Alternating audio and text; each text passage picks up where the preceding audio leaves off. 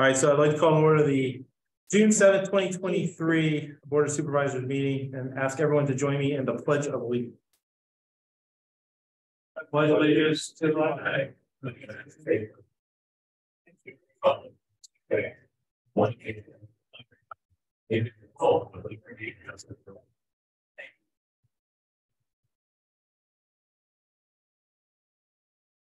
All right, this brings us to our first public discussion period where those that wish to be recognized, we will hear from.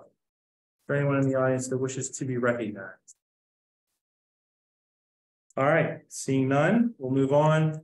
Can I get a motion for the consent agenda items as listed on our agenda? Chairman, I move that we approve the consent agenda as listed.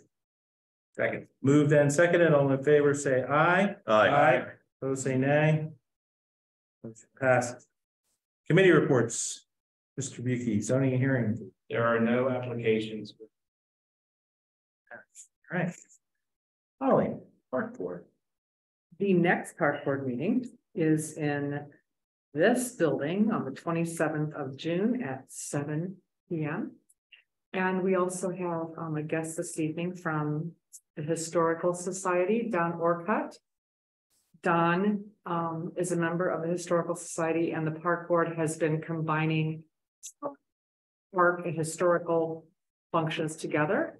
And Don put together a really, really cool little map of Revolutionary War encampment over near Jacob Wright Farmstead. Oh, sorry, Heckler Plains and Wright. Both of them. Would you like to do a little discussion or just real quick? Until the end, though, you know. Very good. That sounds fine too. And if anyone would like a copy of this, we have copies of this for people as well. And the next Historical Society event will be the ice cream social in July 16th. Thank you. We'll wait till the end to hear from Don. Yes. All right, Fire Chief. Okay, so I'm Mason. I'm a captain of the fire company. I'll be filling in for Chief Mace. We had 34 calls this month. 9 were at night, 25 during the day. We had 11 fire alarms, 5 wood/field fire, 3 MS assists, 2 building fire commercials, 2 building fire non-commercial, 2 electrical fire outside, 2 officer investigation, 2 accident injuries, 1 appliance fire, 1 elevator rescue, 1 trash/dumpster fire, 1 unknown type fire, and 1 vehicle accident standby. 22 of those calls were in Lower Southford, 6 in Franconia, and 3 in Skipjack. Mutual aid was provided 6 times and received 6 times. And we totaled 336 fire personnel responses, averaging 9.8 firefighters per call, with 15 hours, 16 minutes, and 5 seconds of hours of service. And some announcements and updates. The fair went well.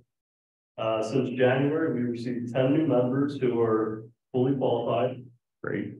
And nice. We also started building Squad 89, and the arrival will be early August. Terrific. Great. Thanks, Mason. Fantastic. Thank you to all the volunteers who helped with the fair. I know my colleagues agree with that. Yeah, great job as always. We all enjoy it. Yes. It seems like the entire community was there every night. We all enjoyed it for sure. All right, Freedom Valley Medical Rescue. Do we have a representative tonight? We've got the email. All right, so we have Don Lynch's report, which is available for review should anyone like to see it. Communications Committee. Thank you, Mr. Chairman. At our last meeting, we put together our research where we actually reached out to different townships that we found similar sizes, similar inputs, and looked into their texting services that they use.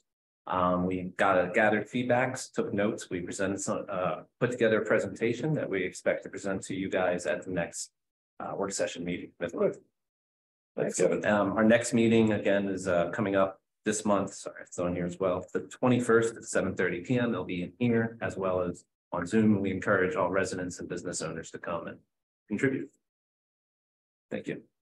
Sounds good. Yes, all of the committee meetings are listed at the bottom of the agenda. For those that would be interested in attending, we welcome your attendance. The Recreation Authority, which I have missed, I think, since the beginning of the year, fortunately. However, I'm here to report that in my absence, it's been doing spectacular. So I've been told that it may be important for me to continue not to attend. In any event, I think one of the better matrix to look at is the number of rounds. So our budget, we had budgeted about 5,400 rounds through the end of April, which is where the financials end. And through that month to date was 7,276. So just to give you an indication of the amount of traffic going through the golf course has been terrific, and the financials reflect the same. How is the course holding up due to the obviously July, August-like conditions in May and June with that type of play? Well, we have sprinkler systems and we have a gigantic pond at Bergie, so we're doing fine. Okay. We're doing just fine. It does stress the course, don't get me wrong, but by all accounts, we have some terrific people there that Stu, I mean, it's just, he can manage it without too many problems. So anyway, steady as she goes. All right, onward to unfinished business. Resolution 2023-17, 30 Frith Road, formerly 59 Frith Road, waiver of land development, PDC machines, outdoor testing area. Yes, good evening. Good evening. My name is Dan Rowley with the law firm Saul Ewing. I'm here tonight representing PDC Machines, the owner of the property at 30 Frith Road. You may remember us from the last month's meeting. We are requesting a land development waiver for an accessory structure in which we'll test the machines that we're producing at the site. So I believe, just to summarize quickly, at last month's meeting, there was a pending motion to approve, but forward, there was some concern about some outstanding punch list items relating to the prior land development for the warehouse.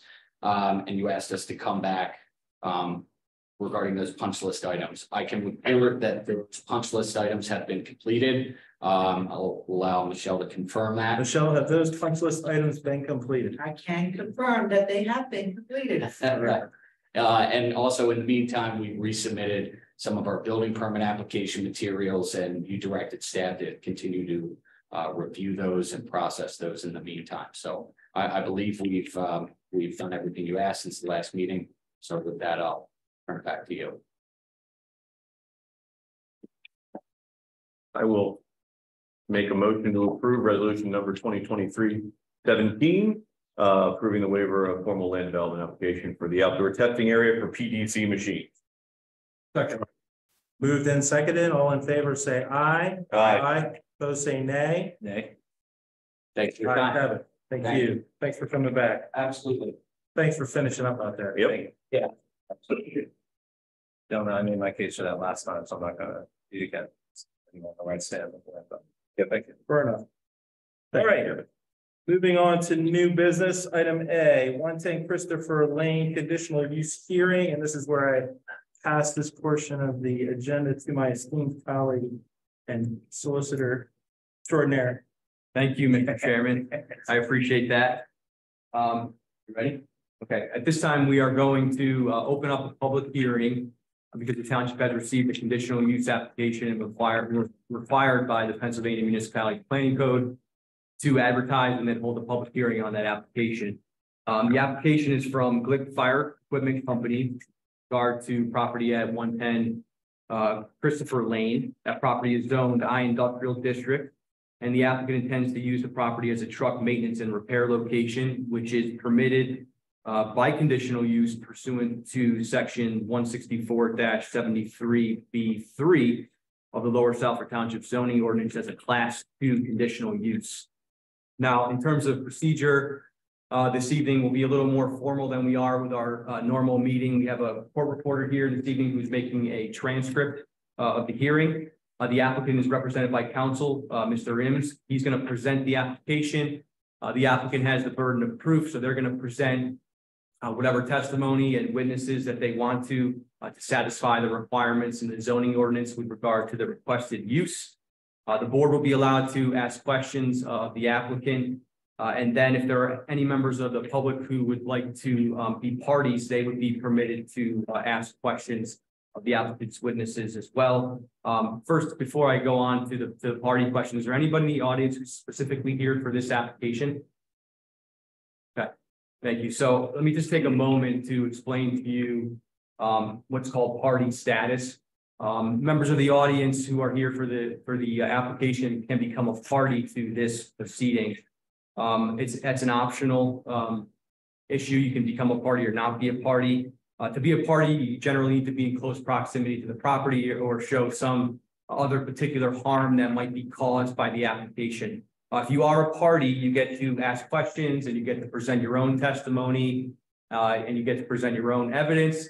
As a party, you are also subject to cross-examination by Mr. Ims, the applicant's counsel.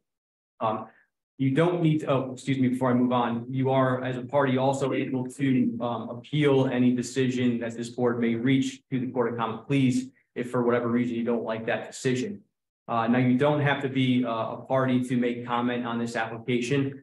There is a portion of the hearing at the end after the applicant's finished with his case where anybody in the audience, regardless of whether you're a party or not, can make a comment for the application or against the application. So with that explanation, would any of you like to request party status to this hearing?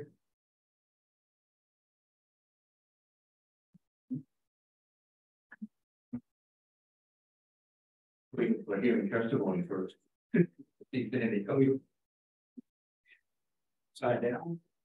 Well, I guess we can hold that question until we hear from the applicant's case if we'd like, but we can ask later. Maybe they're going to be able to provide the information that you're looking for.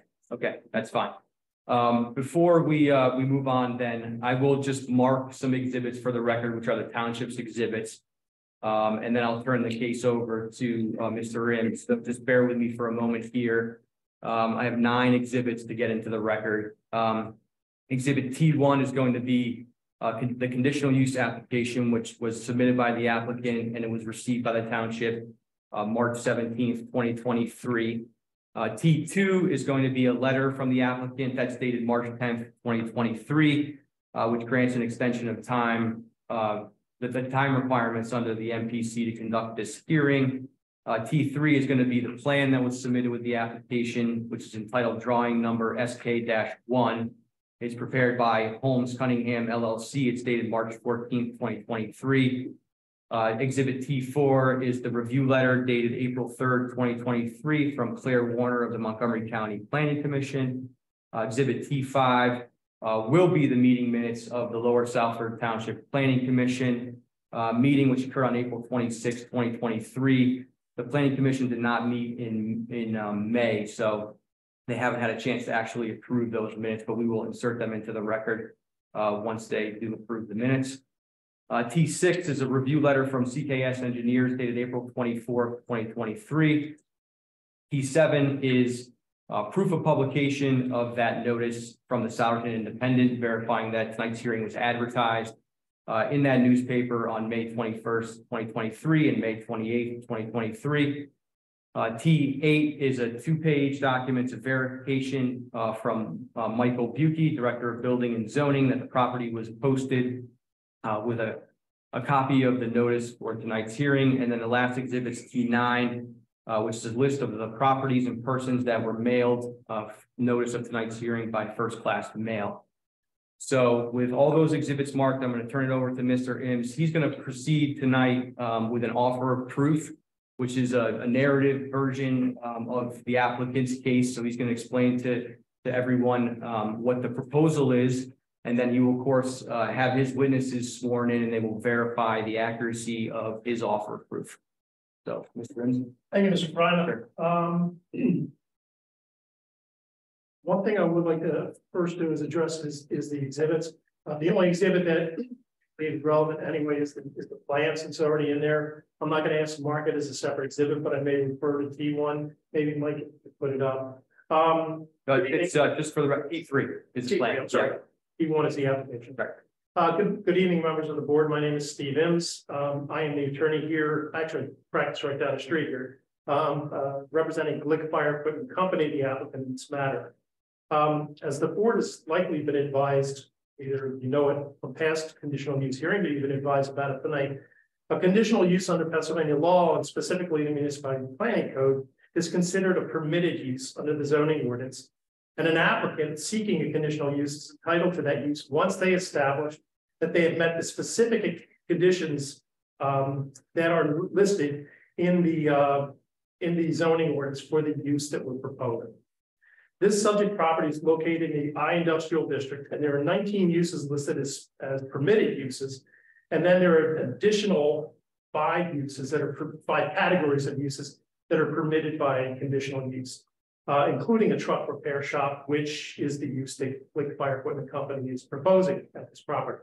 In the introductory language to section 16473, which addresses conditional uses, actually, it addresses the permitted use in the I industrial district. The general standard for conditional uses under sections 16425 are incorporated by specific reference. In subsection A, that regulates conditional class 1 conditional uses. And there are 3 specific conditions which an applicant for any of those uses must meet. Significantly, and in contrast, under subsection B, which regulates the class 2 conditional uses, there are no specific conditions listed other than complying with the dimensional requirements under section 16474. And our testimony, if Ben Borland, who's our engineer, if he were to testify, he would testify that we comply with all of the dimensional requirements for the class 2 use on the property that we have in that district. So we would prove that we comply with that condition under section 16474.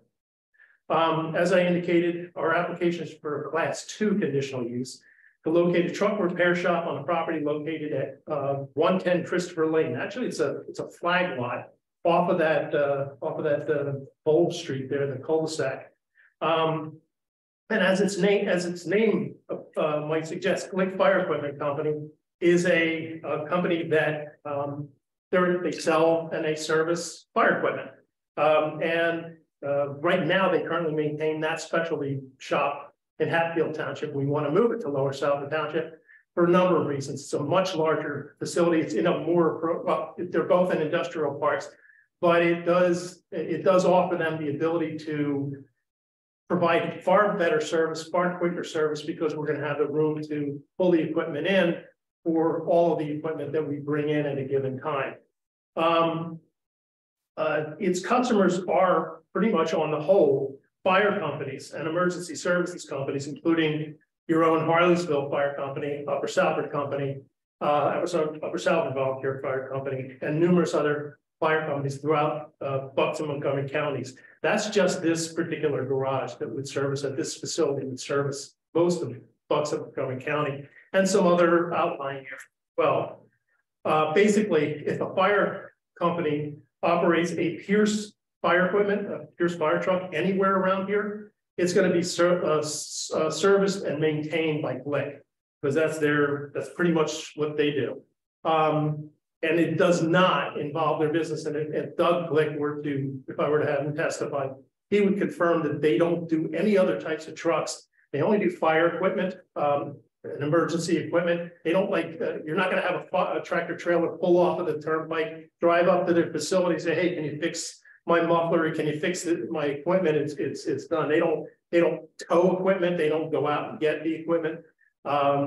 They might get the fire equipment, but they don't go out and get trucks off of they're not running a service for just general truck maintenance or anything like that. Strictly fire equipment. They've outgrown their facilities in Hatfield, and they want to relocate to Lower Salford to this particular property. Lot 110 Christopher Lane, as I said, it's a flag lot off of a cul-de-sac.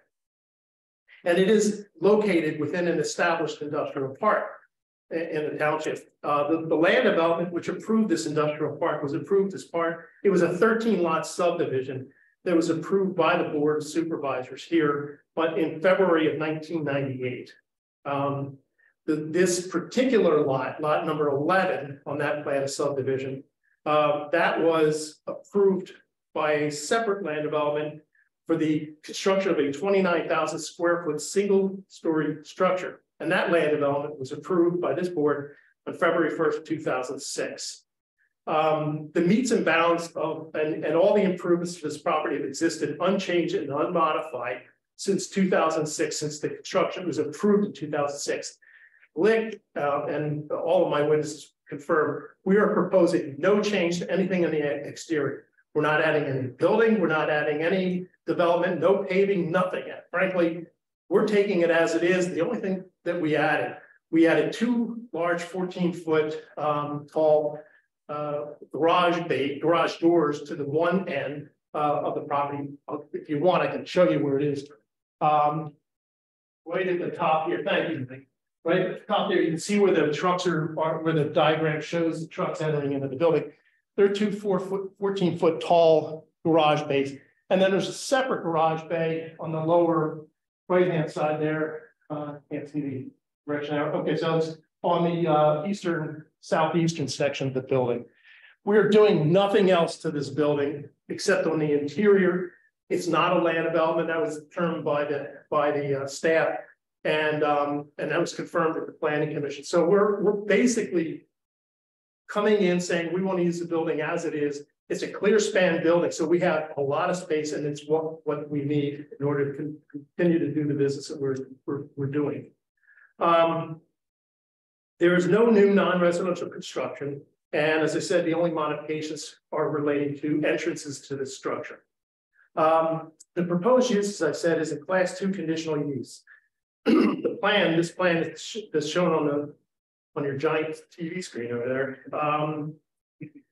Meets all the Class 2 dimensional requirements. Those are listed on the right-hand side in that box, and they show compliance. And I believe, and your engineer can confirm, that they were that all of those dimensional requirements have been met. And we're not changing anything.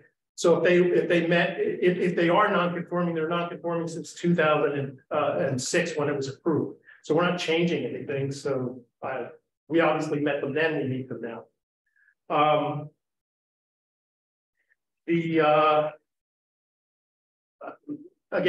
Section 16473 doesn't have any specific conditions for this particular use other than the dimensional requirements. So if we go into then to the section 164.25, those are the standards that apply to any conditional use in any zoning district for any use that's permitted by conditional use. So it's a very general provisions. For example, subsection B of that, subsection A, I'm sorry, of section 164.25 basically provides guidance on what must be in a conditional use application and what has to accompany that. And I would submit that in accepting our conditional use application, it was reviewed, and I can assure you, having been through this on a number of occasions, Mike, he does a good review of the application, make sure they comply with everything and everybody has what they need. Plans have to show the proper information. He's confirmed all that. I would suggest that kind of establishes, it does establish that we've met that particular requirement of section 25. Subsection B provides an outline of how the township is going to proceed with and process the application. So it tells you how, that it's going to be referred to the planning commission, and then there's a hearing. And I would suggest that we have appeared before the planning commission, you complied with that. And us being here tonight, I think we show that we're complying with that requirement for the conditional use hearing. Subsection C is really the only portion of it that I think we have to specifically address. And that grants really the direction to the board of supervisors as to the potential reasonable conditions which the board can consider when approving an application. The proposed use will be conducted totally within the confines of the building, which the township has already approved, and it will have no adverse impact. If my witnesses would testify and confirm that it will have no adverse impact on abutting properties, or its neighbors or the neighborhood in general, and will present no potential nuisances. The trucks are inside, they are worked on inside. We're not going to be running sirens on the trucks or the horns or anything like that. Our guys have hearing too, and they want to preserve it, so we don't do any of that kind of stuff. We also established before the Planning Commission that the traffic maneuvers that are shown at the top, the northern end of the building, are sufficient. They're large enough, and we have enough room at that end to move those trucks. Now, that is the largest truck that we can fit in here. That's not the average truck. The trucks normally that we do are generally smaller. That is a tiller truck. So we do get them in every once in a while, but that's not the norm. That's not the everyday truck that we're doing. We just wanted to show that size truck could in fact fit into this structure without any problem.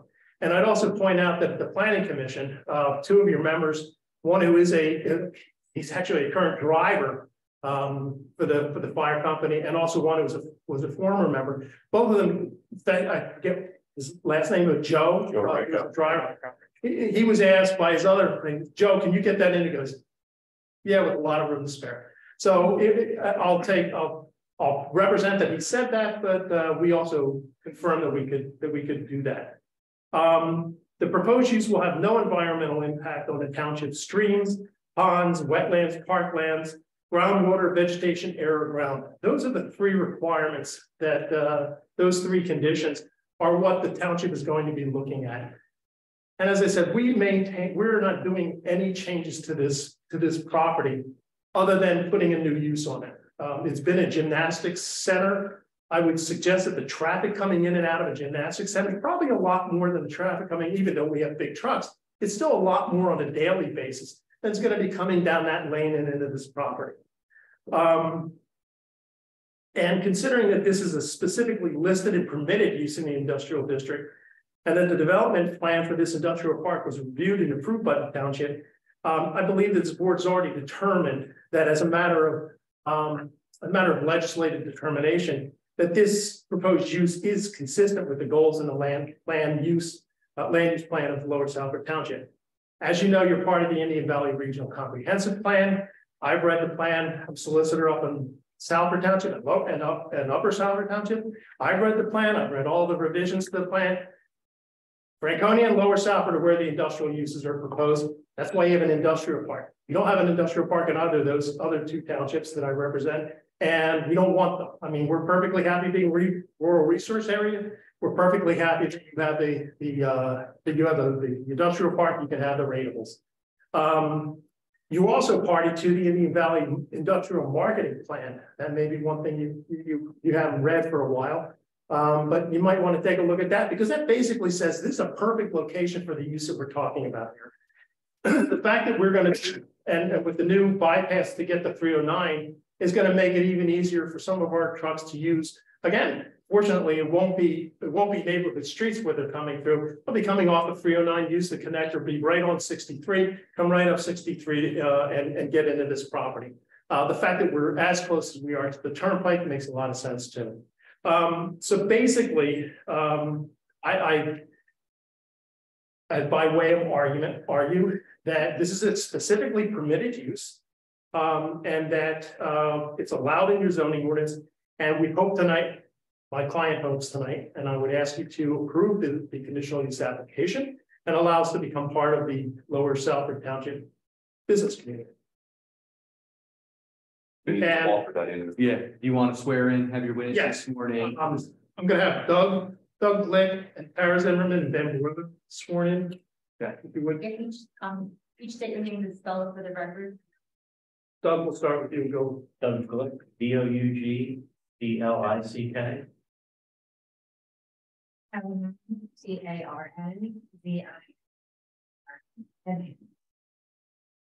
And Benjamin Barland, BENJAMIN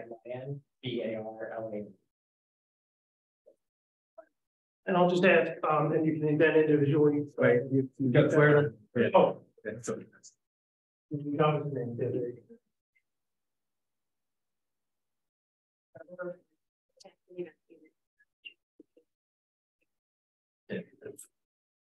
I have to admit, it's easier than that chair than maybe in this chair. Mr. Glick, Ms. Zimmerman, Mr. Barland, if I were to ask you to, if I were to ask you the same questions that I offered the facts about tonight, would your answers confirm what I listed in the offer of proof? They would. So, and specifically, the plan is in compliance with all the dimensional requirements of for the class 2 uses in this district, Mr. Barland? It is. Thank you. I guess at this point, the board has any questions first, and then we can, yeah. Just a couple items. First, Mr. Ims, it's true too, for the class 2 conditional use, this lot is well oversized for that. Because that's specifically allowed on a 1 acre lot. 1 acre. So this is a well oversized lot for that use. How many trucks at a given time will they have inside, and do you store any outside while you're waiting for them to be picked up, et cetera? And is there a designated area within that parking lot where you would put those so they're as far away from the residential neighboring district as possible? Doug, maybe you can. Yeah, there would be, not long-term storage, but maybe the guys work till 4 o'clock, so maybe, a volunteer company can't get there till 6, so they have a driver. So, there would not, we don't want them sitting outside overnight, but especially winter time, that's even more of a problem. So there would be some storage. As far as an area, it would be on that north side. We don't really want to get into, the car parking area. I think possibly, and, we'll have to see how it worked out, but the car lots that are on the right side there, exactly.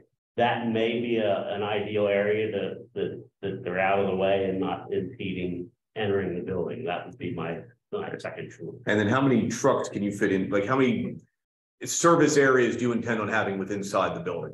So right now we're in a 15,000 square foot building. It's 100 by 100 inside, with 4 columns in the middle. It's not clear span. It is a real challenge. We've had as many as 7 trucks in there. Okay. Not 7 tillers. So, in the building this size, we would expect to have more. But at this point, I only have 4 mechanics, so I want to hire more if we have the room. So, how many possibly could we have in there? We could have a dozen plus, I would think, in there without any problem. Beautiful. And what's the building? Perfect. And obviously you're gonna be taking the truck in and out of the north entrances. Right. What is the additional garage door for on the easterly side of the building?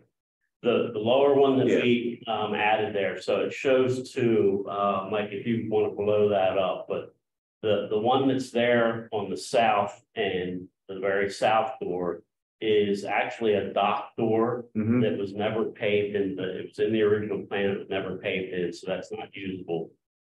We added a door right beside that. That's the upper door there. That is going to be, it's a smaller door, it's not for apparatus. That's going to be for shipping and receiving. Okay. So the UPS truck will that's where it'll end up in that door. And you answered, so you have 4 mechanics. What's your general, workforce anticipation? I'd like to have probably 3 more in there. So, yeah. Plus office support and things of that nature. Yep. And you're filling in, or you're going to keep the foam pit for entertainment? So there won't be any stripped down vehicles sitting outside for any reason at all, right? So you want to keep all your operations inside so it's not to impact the customers. So you would be willing to accept a reasonable condition of no long-term exterior storage on the facility of apparatus. Do you want to tell me how long term is? What's your idea of long term? Greater than 5 days. 5 days, I'd be good. Yeah, that'd be reasonable. Because I recognize, might take a while for volunteers to get over to pick up something. And I know they typically don't like storing these exterior anyway. We're just not looking to have the parts stores sitting outside, so to speak. We don't want that. The junkyard on the side of the property. One thing about it, this equipment is very expensive equipment, and somebody who wanted to strip a vehicle like this, and that stuff is working on. We scrap every piece of thing that we can scrap. The company scraps every bit that it can, store all that inside, because again, don't want to install it. Right. And it will be. I mean, we don't have, it's a security guard there. Well, we might have a security guard there. Whether we're done, it's left up to decision. But there's no value to the company to leave equipment outside. If you know anything about fire companies, even when they're volunteers, there's somebody there shining those pieces all the time. They are well maintained. Nobody likes a dirty fire truck. Nobody likes one that's been sitting out in the snow and the rain and dirt. So right now in the snow. I am familiar with Mr. Glick's operation in Hatfield. He keeps a very clean business, and it's one to be commended from that standpoint. So just wanted to get a couple of those questions out, but I have no other questions. My colleagues covered really most of the questions I literally had, and Mr. Himes, I appreciate your summary. But you answered a lot of things I just wanted to confirm out loud that I read as well. I guess the only question I would have is, Mr. Glick, what are your hours of business that you anticipate? So the working hours right now are 7:30 to 4. So that's typical now. The office staff may be there till 5. The service manager tends to be there earlier. It might be there at 6:30, that type of thing. But at this point, that's the general hour. Some days they'll be working some overtime, so there might be 5, or they start early. But rarely do we work any weekends. Worst case, 10-hour day. Thank you. And if I heard you correctly, there's no outdoor repair, right? It's all within the building. And noise would be then minimal, right? We're not running sirens out in the parking lot, those types of things. Okay.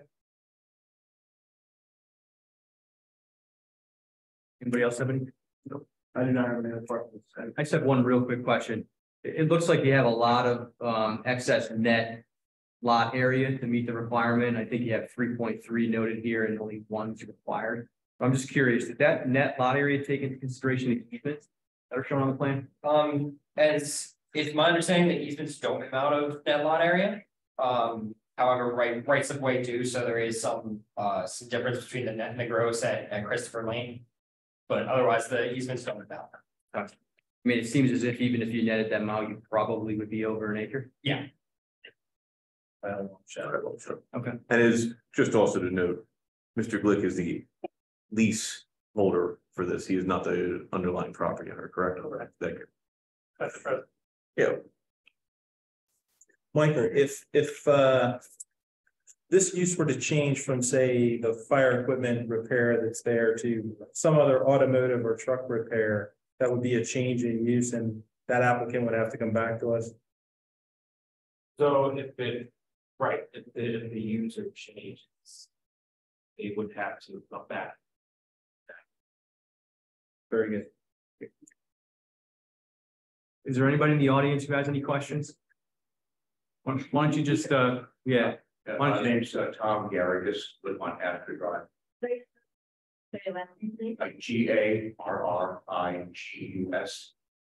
Garrigus. Garrigus. And one question I had, first I have is,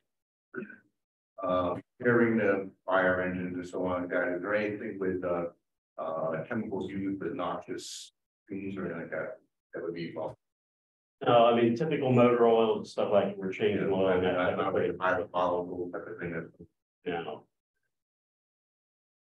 And I guess from what I hear that generally your operations weekdays, go through 5 or 6 o'clock, whatever. Not 10 o'clock at night, might be hammering and also Not running second and third shifts, and rarely is weekends now.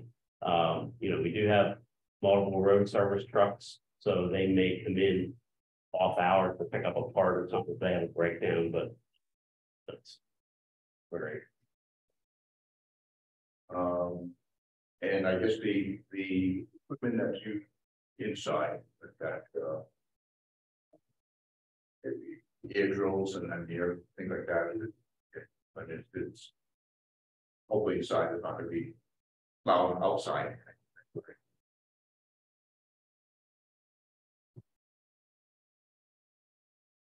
Yeah, I guess when especially during the summertime would be the doors be open at all, like that, so. Yeah, we don't want to have air conditioning, that's Yes. But the doors you're talking about are the ones on the north side, or there are doors on the westerly side. I know that when the gymnastics facility was in there, and that was a source of concern from noise when they did their music and whatnot. Those are the area that I think they're most concerned about.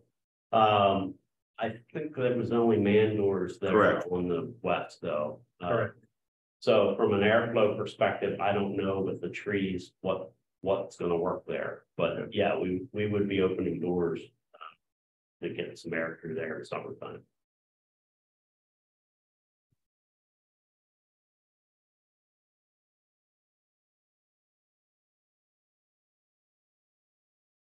One of them is a chemical, disposals and that, right? Suspect it's the EPAs and all. Oh, yeah. I mean, the waste oil, the waste products and recycling. We have a service through a company called Safety Clean. They come in and take care of like the parts washing or that type of thing. All that stuff is taken care of also. Like when that stored, is that going to be stored inside or is it barrels? Yeah, it doesn't, it's not going to be stored outside because of weather. Thank you. Thank you. Thank you. Anybody else?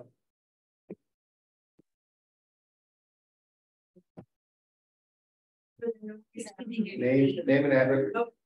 Go there.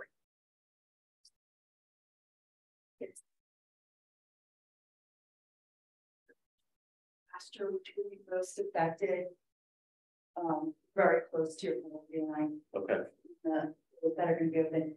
So when they're open, and I'm just looking at noise expectations, because that's been the biggest effect in this building. So on a typical day with all, everybody working, what can we expect from the noise level?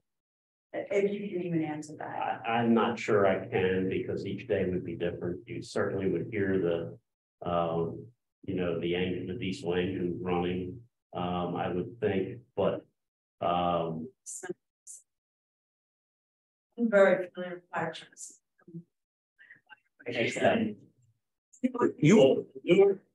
The newer fire trucks are so much cleaner and they continue to improve EPAs has forced that on everybody. There's no exception.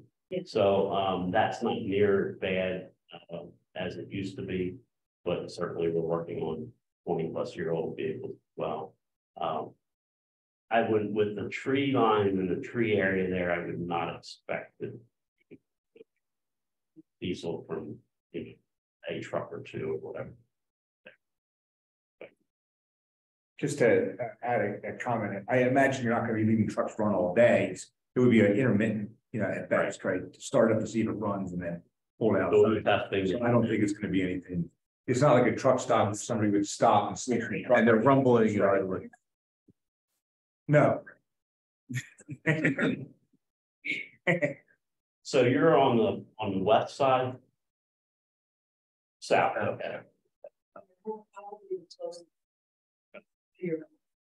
So, and then you were kind of mentioning a security guard, so one of the things was to and ran that building almost 47. Okay. Even though, so would we expect that lights on and running 24/7? No, we don't expect it. Okay. We don't expect a security guard. We would have cameras and stuff, but not. Like I said, we're on the same. But our doors are well locked. Nobody's gonna be able to break into the building. I would expect that there'd be some security lighting on the property that would remain on. There is lighting there, dusk to dawn lighting now, poles, throughout the body. Yeah. I don't know if there's lighting or south and west side. I can't say that.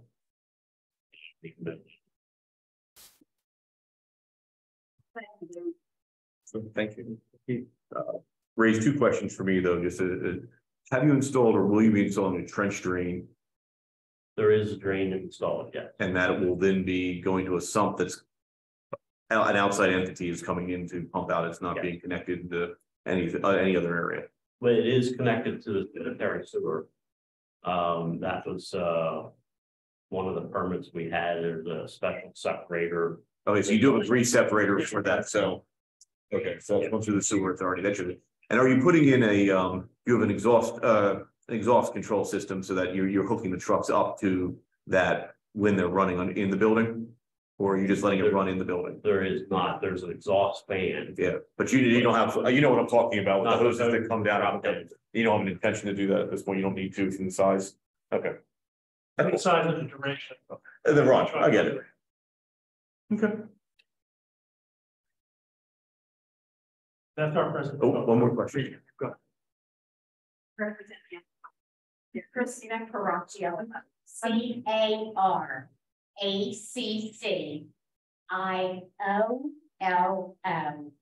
First name is Christina, CH.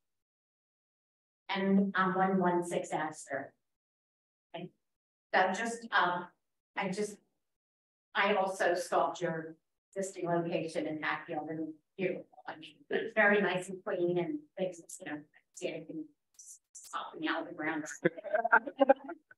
Retiring banker, I've seen stuff sopping out of the ground. So, just a question as far as, office staff, will there always be a manager or someone on duty to what's going on in the workroom area type of thing, so that there's always oversight as far as the workers and the appropriate operations of the facility? There will always be someone. That's my question. Allison is responsible for not only scheduling and service area and the employees, but he facility as well. So if the grass doesn't get mowed, he's the fault. So Also surveys. Personal visiting, it's not like. Nosy neighbors, we like to say. We've had. Grim, do you have anything further? Other than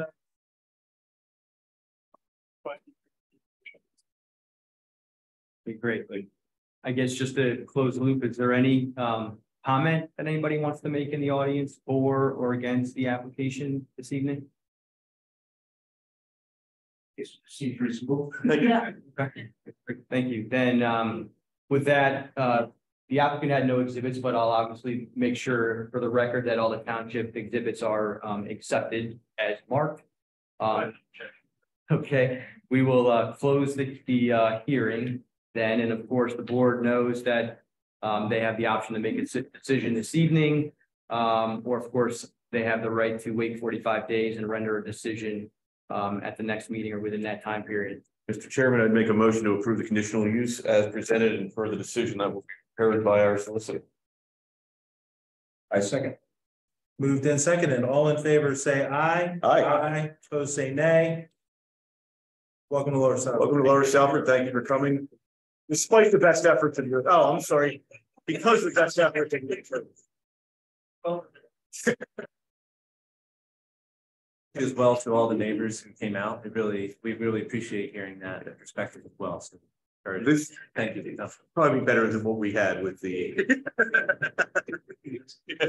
Amongst all of us. Thank you. Thank you. Thank you. Good night.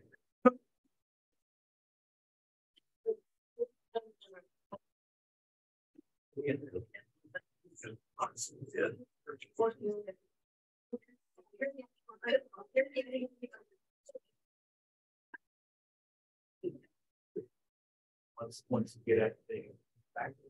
Get you home. Thanks. Here. Thanks.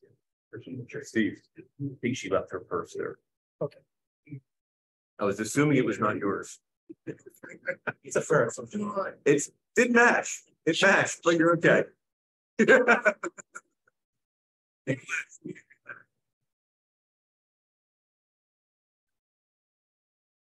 All right, moving right along with new business. Item B is ordinance number 2023-03, authorizing the execution of a cable franchise agreement between the township and Verizon Pennsylvania LLC. This is the authorization to advertise. Chairman, I just had a few comments, just two things I found in the agreement that I wanted to bring up first up. One in the back, at 13.5.2, I don't know if it's on the copy we have, but I did take a screenshot. That says, notices to the township shall be mailed to Lower Salford Township with a copy to, it says Cohen Law Group. Is that correct? Cohen Law Group, that's the the consortium attorney. Consortium. Thank you. And then the other question I had is, on who gets I believe it was Exhibit A. One of the things on Exhibit A is listed as the Harleysville Area Emergency Medical Service, 211 Ruth Road. That should be. We'll have to update that. Okay. We'll update that address. That was probably when the last time.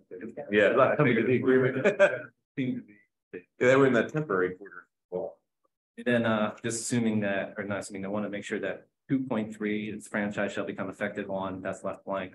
That'll be appropriately filled out, correct? Correct. Yes. I had one other question on the wording, but you might be able to help me with this better if this is correct here. Okay. 521 franchise may, in sole discretion is reasonable efforts to interconnect cable with existing part. Then it's kind of repeated, interconnect with franchise may in sole discretion. That with the other words too. Yeah, it looks like it says the same thing twice in that sentence, but So yeah, we can either delete the one or just merge that. They're the only things I'm on. I mean, even if they were in there, I think. Yeah, thank you.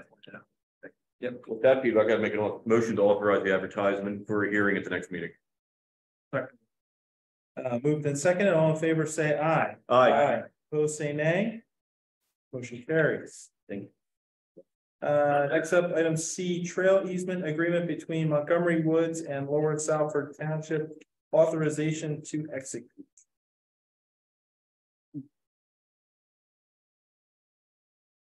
Long time coming, I'd make a motion to authorize the execution of the trail easement agreement with Montgomery Woods owner LLC. Moved in second, all in favor say aye. Aye. Opposed say nay. Nice have it. Next up. Resolution number 2023-21, the resolution fixing the general rate, or excuse me, fixing the rate of general obligation note 2002 B series. So this will hold, we'd like to adopt this and hold it in abeyance to the extent that the rates might come down, then we would execute upon it. Yes.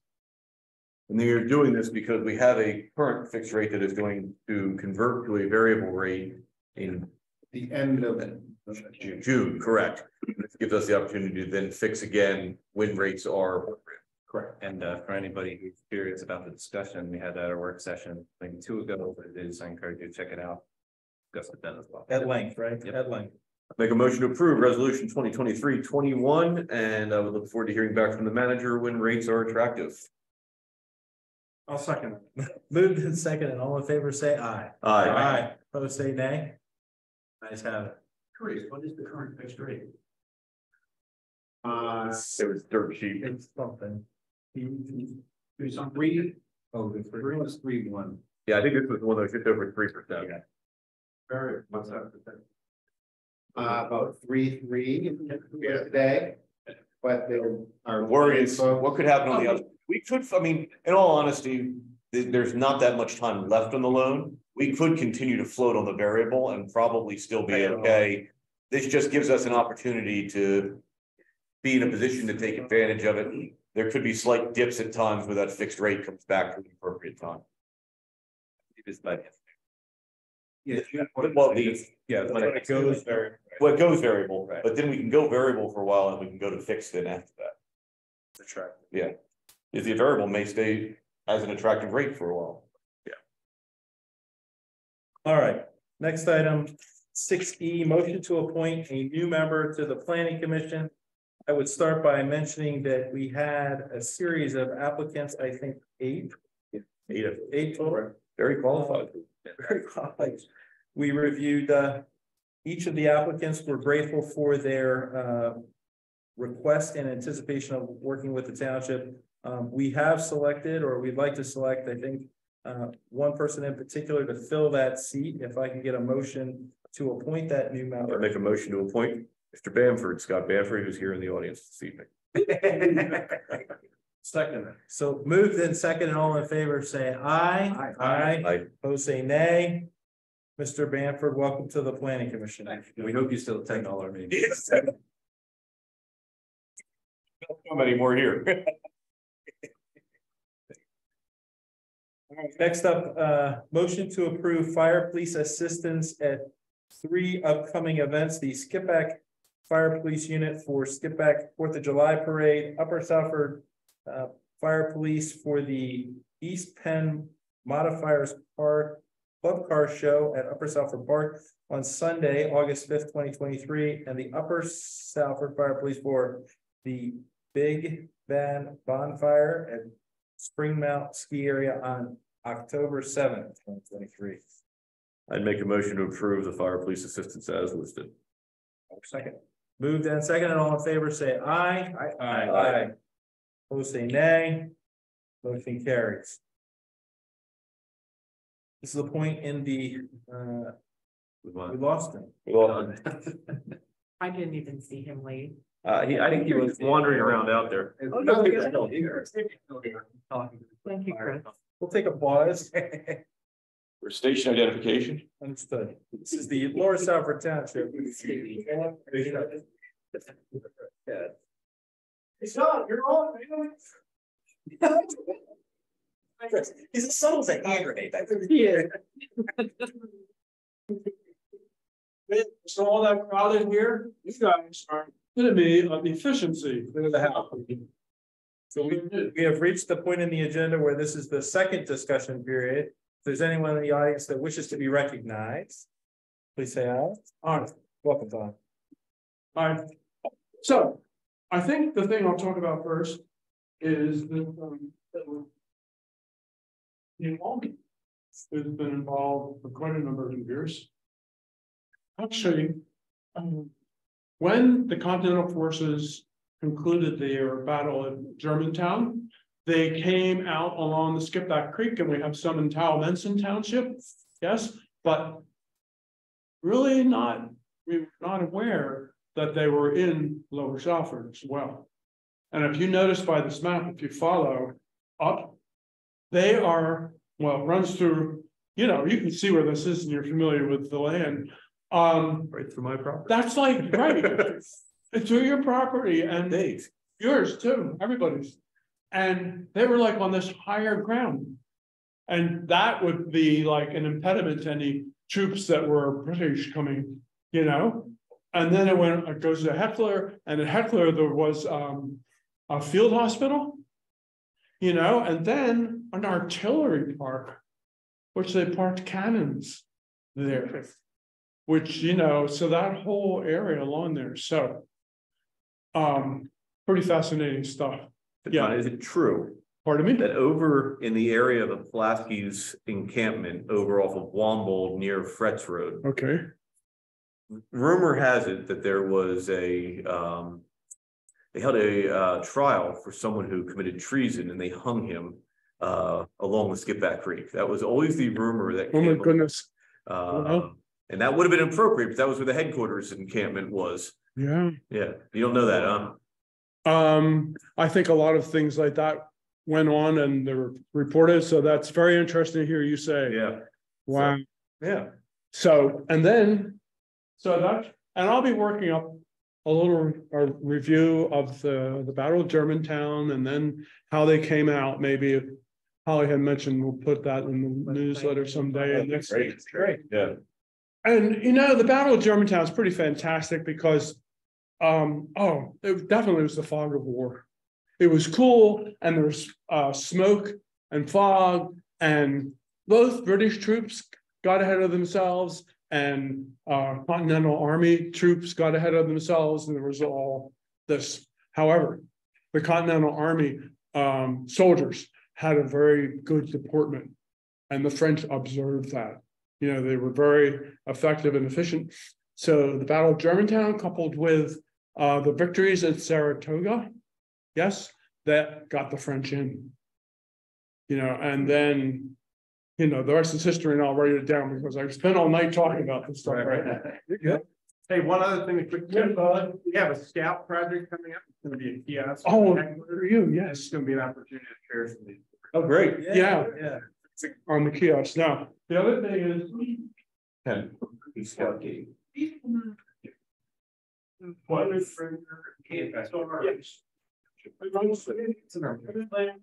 It's not one. Like, right? Fully in here, and the same with that. There's only markers. No. Well, we don't have it there, but we won't run the context. Being a bit of an archaeologist, the context of where you would find artifacts means a lot. It's like a story. So if you pull an artifact out, nice, but where did you get it? So we would need to consider that, and we need to let the public know. Well, even on your own property, really want the root or form spin off, you know, and advise people because it's very important, you know. But thanks for raising the question. Now, regarding the flyer, which my granddaughter did the artwork here, which is kind of fun, you know. Yeah, of course. And here's a mission. Here's our mission statement, really, in a nutshell. I've right here look at that. So, learning through living history, traditions of the past that are relevant today. So it has a counterbalance to our techie work, doing hands-on activities. So that's pretty good. This is kind of fun. So we have a calendar of events, and then we have directions, and then some timely clips. And I'll tell you this because it's interesting. Did you know August 12th through 13th, Perseid meteor shower, 100 meteors an hour because of the low light new moon. And then over here, we indicate what the activities are for the Hectorfest. But then in here, look, we get into structures that were there, log structures as early as 1720s. Right, so we get a little bit of the whole work there. So there's a lot of history there. That's been fun and cool. So there you go. Thank you. Thanks, Don. Thank you. Appreciate it. Anybody, we look forward to seeing you again here. Anybody who is watching, I'd say I've heard stories from Don and my kids are fast as well. Everybody's entertained, well generated. Fascinating. That's a lot of fun. Yeah, there are a lot of very interesting activities that will develop in association with the bake ovens and the kids. And when you do some baking, we'll say, that's like the scientific method. When you set up cooking, you're making a plan. There's natural consequences, you know? If you leave it in too long, it gets burnt. And those kinds of experiences are really valuable for the kids. So, see how I can talk about it. Okay, nice. Thank you very much. Anyone else wish to be recognized this evening? Can't throw it out there. He was recognized. I didn't hide him. We knew who he was. All right. Joe, do we have a need for an executive session this evening? Yeah, we have a need for a very brief executive session. All right, very well. Then with that, we'll be meeting after the motion for adjournment from our township solicitor. I move to adjourn. So moved. So. Take care, guys. Thank you, Scott. Thank you, Scott.